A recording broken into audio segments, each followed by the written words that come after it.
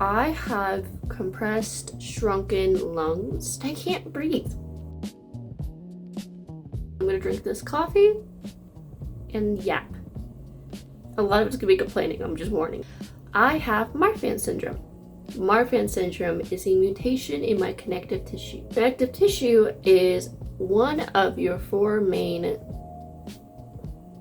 fundamentals, I would say. For me, marfan's affects bones, ligaments, organs, veins, blood, everything you're made up of. The best analogy I can give you of what it does is it makes everything a used rubber band instead of a brand new one.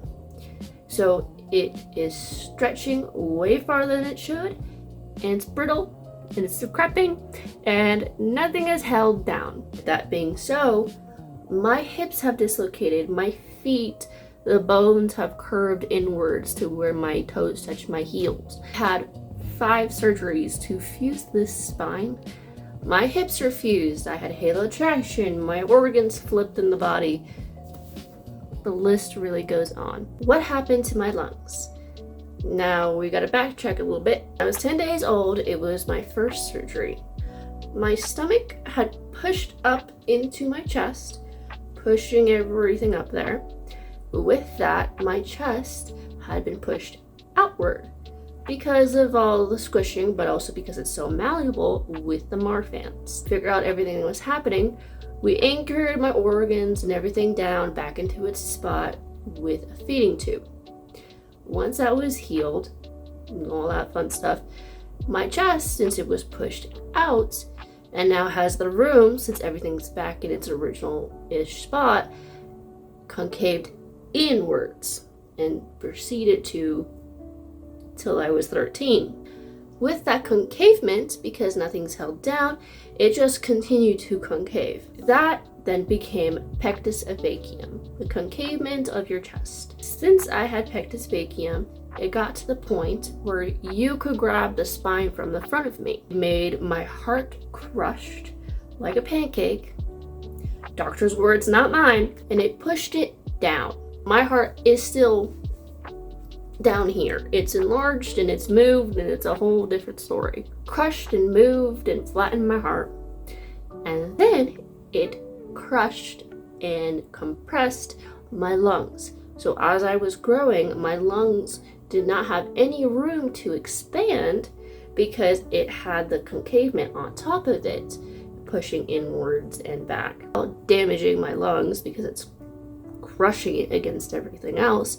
And then my spine is also, because I had scoliosis, I had like a 90-degree curve, it was like a snake, the whole thing was also making it to where there was no room in this little teeny 60-pound body. When I was 11, I died in my spinal surgery and all that fun stuff, whatever. There's a whole other video explaining that. With my death, that was just the first back surgery out of 2 at that time. And we knew if I did not correct my chest, then I would not 100% come back from the second round. So we knew that it was time to get my pectus vacuum corrected. So at 13 years old, once I was mostly healed from everything that happened in my spinal operations from 11 to 12, we went through with it. And they put 2 rods into my chest from the sides. I have 2 slices down the side of me. They put them in upside down, so it's a bar that goes like this. And they put it in outwards, and once it gets about halfway through your chest, they flip it so that the round part is where your chest will be, and shift it over. So it ends up going completely around your chest, which is called a nus bar. And mind you, these got taken out 2.5 years after, and they let me keep them. Operation was done, and I had a chest. And be grateful that you have chest, because you have chest. Because for a long time I didn't. And even though I could eat cereal out of my chest hole, it was nice having a chest. I used to put duct tape on my chest to like keep it as like a little pouch, and then I would put Cheez-Its in it, and then I could just go around storing Cheez-Its in my chest. And I didn't need pockets or anything, and if I just needed one, I just... You know what kind of revelation that was at 8 years old? So goodbye, Pectus vacuum.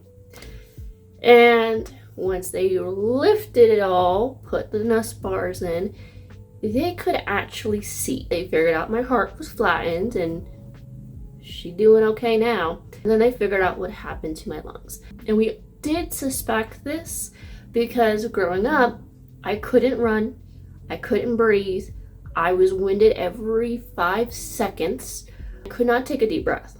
So going forward, they knew that my lungs were crushed. And because of how it was crushed and everything that moved and the side my heart was on and everything, one lung is shrunken much more than the other lung. So my right lung compensates for my left one. What that means going forward in like the future, I don't know, but that's that. And neither of them can fully expand. They are both stunted. It's a certain respiratory disease, they called it. Do you know how many titles I have? I can't remember. Anyway, gave me that title, told me that these lungs just cannot expand. One's compensating for the other, they're crushed, they're not working. I really should have it out, but I don't. I was given a respiratory device that I needed to use. They didn't want to give me a machine because they didn't want me to become dependent on a machine to breathe. So they gave me this. I'm assuming I found an image. And there's this little teeny plate inside of it. And with the tube, you will put the tube in your mouth and you inhale. And as you inhale, the little puck moves up. And then there's certain notches. Set yourself a goal of like, okay, I'm gonna do 5 breaths, and each breath we're making it to this notch. I was meant to use that so that I can train my body how to take those deep breaths by myself, help expand my lungs, get them to push themselves, and I'm supposed to be using that for really ever. Listen, okay, I'm not the best at listening to doctors when they give me homework. So I did do it. I did do it for a while, but the older I got, the less I did it. If you do have one, please do it. The surgery did help me. After a few years, I was able to run, but I still cannot blow up a balloon, if that can tell you how much my lungs just don't work. Picked up running, and that was fantastic for my lungs if I didn't push it too hard. And I would get to the point where like I over-exasperated my lungs, and let me tell you, it was not fun. But then with running, I learned that my knees couldn't handle it. So, sorry for trying. So, not being able to blow up a balloon, kinda can't run, kinda can't ever breathe, is where we've been at for a while. About a year and a half ago, we started questioning if I had sleep apnea. Pretty sure in order to figure that out, we have to do sleep studies. So that would be this next step. But we are highly suspected that I have sleep apnea. Every operation after I'm done and I'm in my hospital bed, at night, my machine goes beep because it says I'm not breathing. And then every single time without doubt, I end up with a nose strip because I don't breathe, apparently. And also when I sleep, apparently I'm really pale. I don't really move. I look kind of like I'm dead. And I wake up feeling like I'm dead every day. So there's a few signs that maybe. If you don't know what sleep apnea is when you stop breathing in your sleep. Now to present day.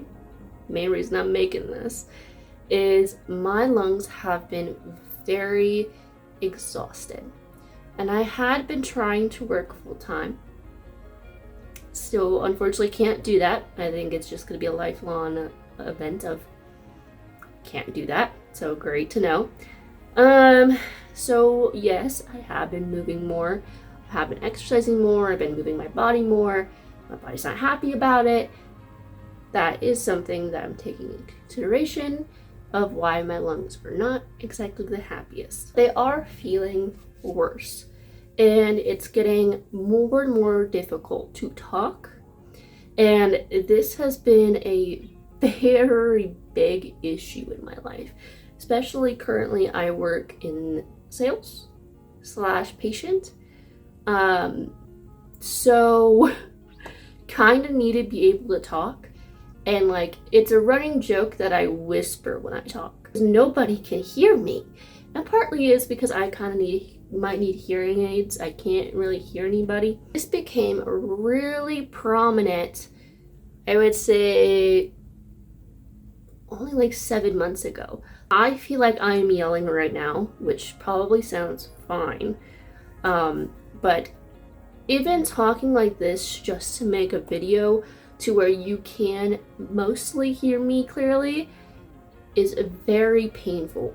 And right now, it feels like my lungs are on fire and they're sore, and I feel like I'm like should be gasping for air, but I'm trying to not gasp for air other than to continue the conversation, because if I do that, I then start gasping for more and more air, which also doesn't make sense to me. And it's made it to where people at my job, whether it's the patients or my coworkers, cannot hear me, cannot understand me. And I've always had a lisp. That's nothing new, but it's making that lisp 10 times worse. And people can't understand me because they can't hear me, but because I'm also constantly now slurring my words. And I am trying to push my lungs of talking louder. And maybe it's just that my lungs have gotten too comfortable, but it's also taken a really intense drop out of nowhere. I got my first inhaler. Everyone keeps asking me if it's a rescue inhaler or a regular inhaler. And like they explain like mostly what it is, but like the inhaler thing's kind of new for me. Pharmacist has said use it 1 to 2 times per day, but then I've had people in my personal life say to use it only for flare-ups and like when you really need it, or then your body gets used to it. But then it's also not good to have saying that like it's not good to have much of. So I'm only using it when I have to, because I also want it to last as long as possible. But yeah, I'm happy I have an inhaler. I definitely think I should have had an inhaler a long time ago. And for what is happening right now, I still feel really exhausted when I talk. It's still really hard to talk. I do keep having little spasms of it, feeling like my lungs are like tightening, or they feel like they're getting hot. Nobody knows how marfan is going to do with becoming an adult. That's part of the things we're researching.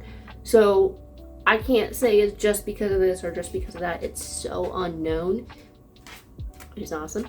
So technically, hopefully, because it will hopefully resolve, it's just my lungs being my lungs.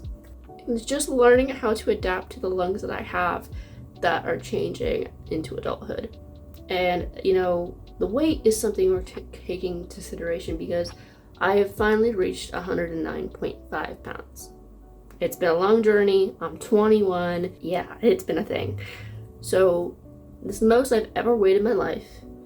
And you know, that could be something. That could be the weight moving in my body, and you know, adding to pressure and different things like that.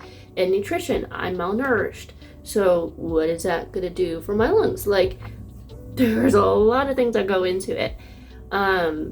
So yeah, I don't have an answer for you. I don't have an answer for me fully. Hopefully, eventually I will. Hopefully it's nothing. Hopefully it's just marfans. We'll figure it out. Yeah, air purifier, using my inhaler when needed, lots of hydration, and then using my respiratory machine, because I really have not used that in about 4 years. So hopefully the more I use it, the more I exercise my lungs, the easier it will be to expand, and the less strain and the more air capacity I have. Light running, light endurance that my body can't handle. My feet are also turning inwards now, so I might need another foot surgery, but that will be another video because I slur my words and I sound a little out of breath for just talking. That is why. If you have any respiratory issues or illness, disease, whatever you want to call it, please let me know. And if you have any tricks, please let me know. Exercises you do, if any certain like sprays, medicines, anything like that help you, or if you have any just uncomfortable or happy experiences with your lungs in hospitals. Really, if you want to talk about anything, please just talk to me, absolutely. But yeah, there's my little update on my lungs and a little bit of how Marfan syndrome can really spiral to all sorts of avenues. It will tackle everything you care about, trust me. I'll talk to you next time, guys.